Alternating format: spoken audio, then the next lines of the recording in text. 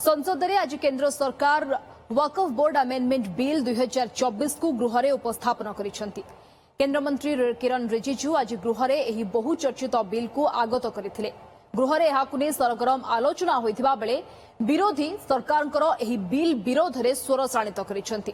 सरकार ଏହି बिल रे प्राय 40 टी परिवर्तन प्रस्ताव देइछंती। ଏହି प्रस्ताव गुड़िक माध्यम वक्फ अधिनियमर धारा 9 और 14 रे संशोधन हेबार संभावना रही। संसदरू नियम संशोधन पर वक्फर परिचालना और शक्ति रे प्रभाव पड़ पारे। सेबडे आजिर वितर्क पर बिल को संसदीय कमिटी को पठा जायछि।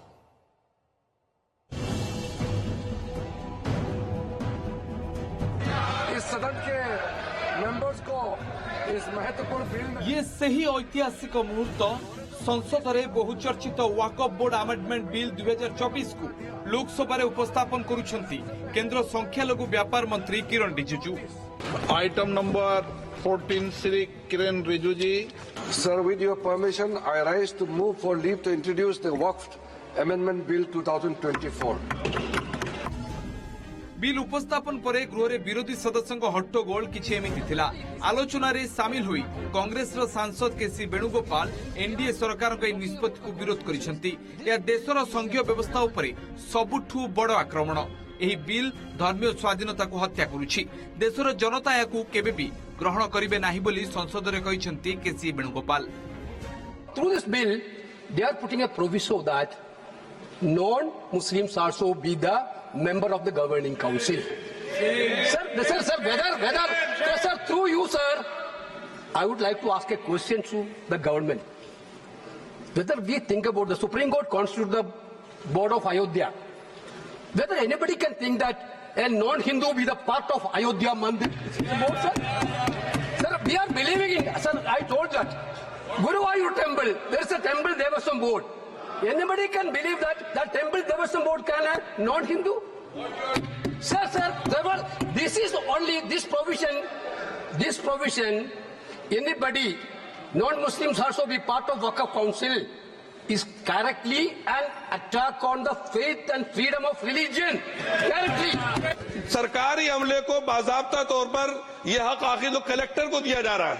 सर्वे कमिश्नर के इख्तियारात खत्म किए जा रहे हैं। आखिर सर्वे कमिश्नर भी तो गवर्नमेंट ऑफ इंडिया का होता है। सर ऐसे कैसे कर सकते हैं हम? और फिर सर उसमें मेरे मजहब के मुतालिक चीजें हैं तो वो कैसे कोई दूसरा तय करेगा?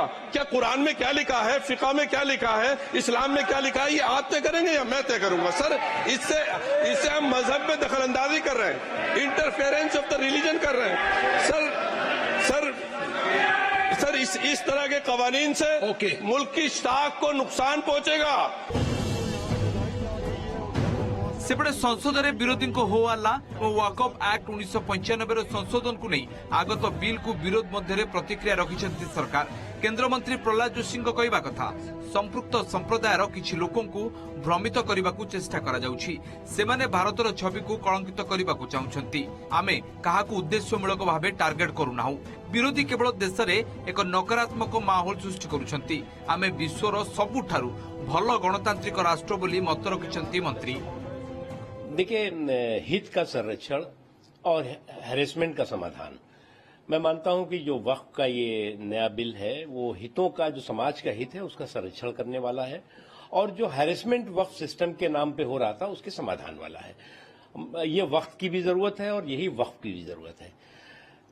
With in the framework of the constitution जो पूरे के पूरा वक्फ के सुधार, वक्फ के सिस्टम के सुधार के लिए ये काम आ रहा है, ये बिल आ रहा है, वो डेवलपमेंट, समाज के डेवलपमेंट विद डिग्निटी और एम्पावरमेंट विदाउट अपीजमेंट के रास्ते को और पुख्ता करेगा, मजबूत करेगा।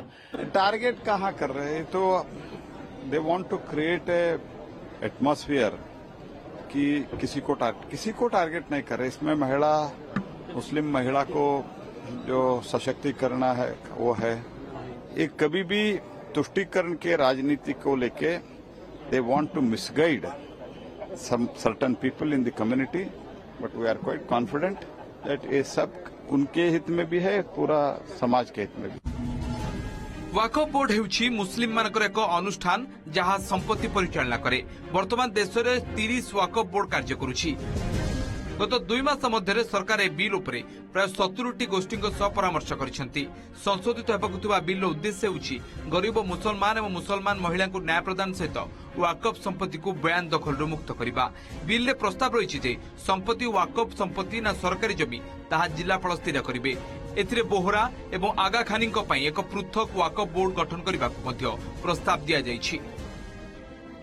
Sir, we object. Please withdraw this bill. Let's have more detailed discussions. There are committees which are forming. Let's discuss it and only then bring a bill which is fair and which is just in this country. Because in this constitution, every citizen matter and counts. That's what rightfully is given to every citizen, sir. Thank you. Government कह रहे हैं कि हम महिलाओं को दे रहे हैं। मुझे यकीन है कि आप बिल्किस बानो को और जकिया जाफरी को मेंबर बनाएंगे, मुझे यकीन है। मैं आपसे जानना चाह रहा हूं सर कि ये जो आप बिल ला रहे हैं, आप देश को बांटने का काम कर रहे हैं, जोड़ने का काम नहीं कर रहे हैं। आप दुश्मन हैं मुसलमानों के, उसका सबूत ये बिल है। Thank you sir. किसी रिलीजियस बॉडी का जो फ्रीडम है उसमें कोई हस्तक्षेप नहीं किया जा रहा है, ना ही संविधान का किसी भी अनुच्छेद का इसमें उल्लंघन किया गया है।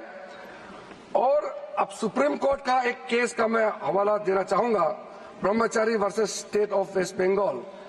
इसमें सुप्रीम कोर्ट ने क्लियरली रिलीजियस डिनोमिनेशन के बारे में रूलिंग दिया गया है और उस रूलिंग के तहत Waqf board doesn't fall within the purview of article 25 and 26 of the constitution of India.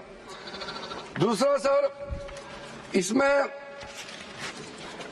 हमने जो ब्रॉड बेस किया है, किसी का हक छीनना तो बात छोड़ दीजिए, जिनको हक नहीं मिला है उनको हक देने के लिए ये बिल लाया गया है।